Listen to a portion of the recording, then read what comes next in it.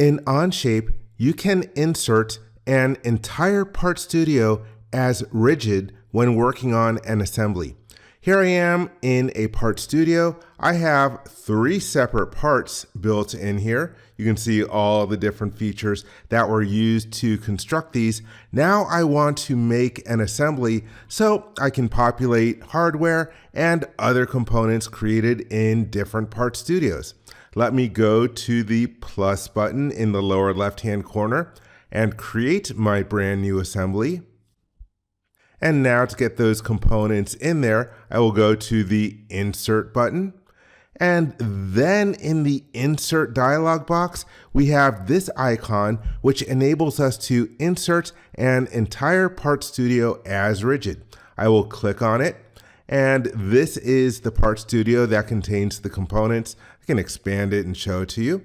I will click on it. You'll notice that they are grayed out because I have the Insert Entire Part Studio as Rigid button turned on. I will select my part studio.